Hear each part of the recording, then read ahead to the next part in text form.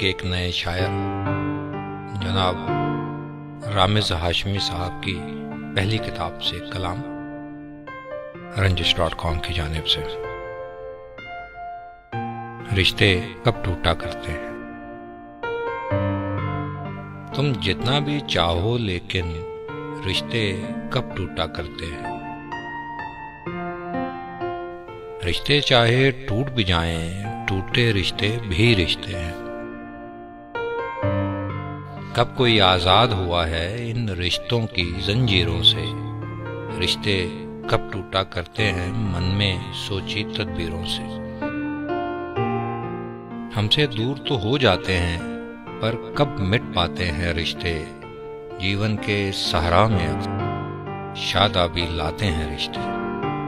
फासले पैदा करके ऐसे रोते रहना भी रिश्ते हैं।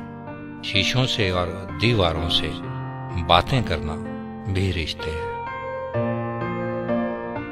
पल पल आंखों के साहिल से दर्द की मौजें आ मिलती हैं। खून के आंसू दिल रोता है जब जब भी कलियां खिलती हैं। रिश्तों की दहलीज पे जाना दीवानों के सर फूटे हैं। टूटी है सांसों की डोरी लेकिन रिश्ते कब टूटे हैं। तुम रिश्ते खोने में कोशा, हम रिश्ते बुनने में कोशा।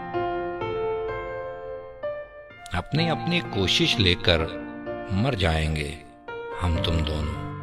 यूं ही जिंदा रह जाएंगे टूटे फूटे रिश्ते सारे।